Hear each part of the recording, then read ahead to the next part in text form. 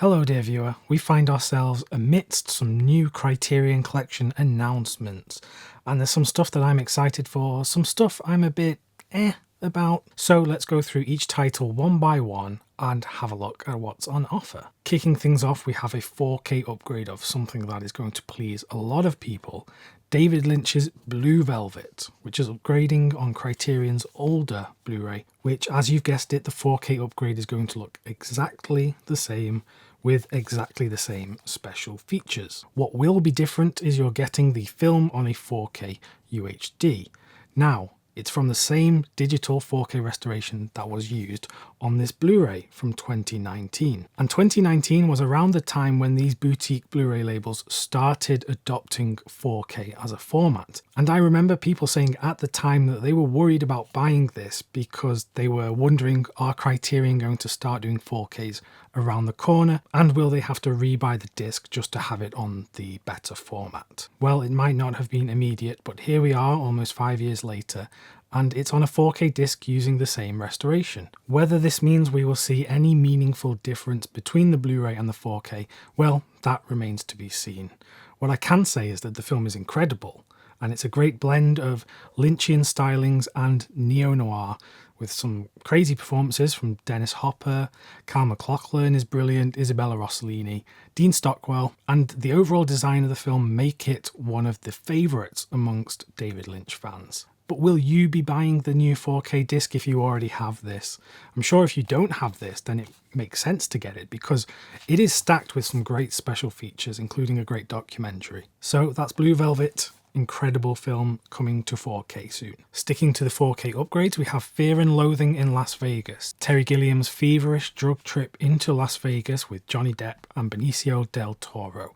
A real cult classic at this point. So this is a 4K upgrade.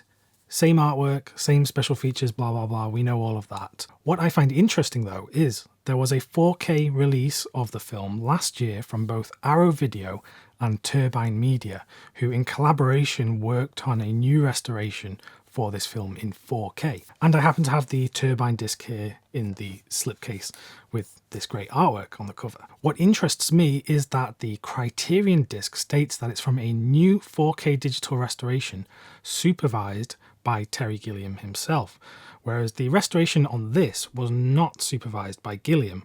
Apparently they used Arrow's older restoration, which was supervised by Gilliam, to work on the colours of the new restoration. So if I'm reading this correctly, this is going to be a different 4K restoration to what is on the Arrow Video and the Turbine 4K discs. Whether this means there's any meaningful difference in the image, well, that again remains to be seen. So while I am not personally all that excited about the 4K re-release of Fear and Loathing, it is exciting because we are getting that much closer to having more of Gilliam's filmography on 4K. And of course, surely the one we are all waiting for now is Brazil. When is the 4K of Brazil coming from any company? Because it hasn't been announced yet. I don't know if there has actually been a restoration. Now we move into some more exciting territory. We have the film Bound, written and directed by the Wachowskis, entering the collection for the first time on Blu-ray and 4K. The film is described by Criterion as a deliciously sapphic spin on a crackerjack caper premise. And it's a great film with some brilliant neo-noir stylings. The thing that I like most about the film are the performances from Gina Gershon and Jennifer Tilly. This is from a new 4K digital restoration, so it will certainly be an upgrade for me from my 10-year-old Blu-ray from Arrow Video, which I hold here.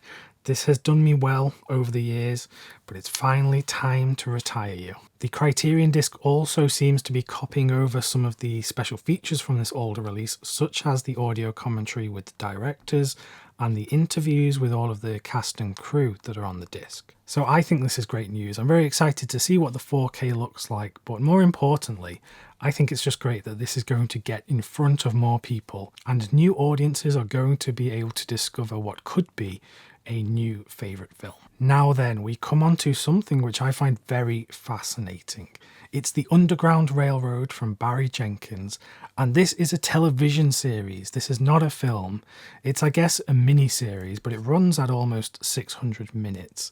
And we're getting this on a box set that is over 4 discs, and I'm pretty sure this has not had a physical release anywhere else in the world. Barry Jenkins is a great filmmaker. This adaptation of Colson Whitehead's novel is so well done. And I'm honestly shocked to see this coming from Criterion, because first of all, they don't put much out in terms of television.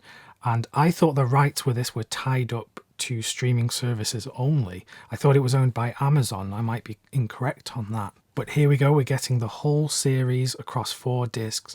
The special features, including, it says an audio commentary, which I've got to assume is an audio commentary on the entire thing, which must have been an insane undertaking as it runs for almost 600 minutes. That's 10 hours. It also says that it comes with a graphic novel.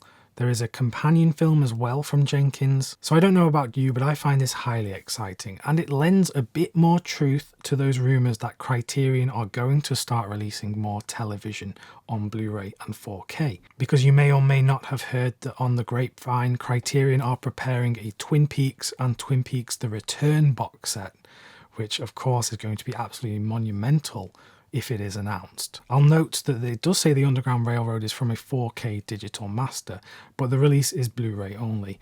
And I've got to imagine that's just purely a cost thing. It probably wasn't cost effective to do the whole series on 4K discs. And I have to say that I really like the artwork from Tony Stella. Then we come to a Blu-ray release of Raina Fassbinder's Querelle. This is new to the collection, but of course Fassbinder is no stranger to Criterion. It says this is from a restored high definition master, which will be interesting to see if it differs to, say, the UK Blu-ray that was released by Curzon. This was Fassbinder's final film before he died way too soon, but he did leave us a ludicrously large filmography. And speaking of large, well, not to mince words, the film is very gay, which is something you'll be no stranger to if you are familiar with Fassbinder's work. So I think this is a great film, a nice surprise to see on the release slate, and I hope more people get to watch this film.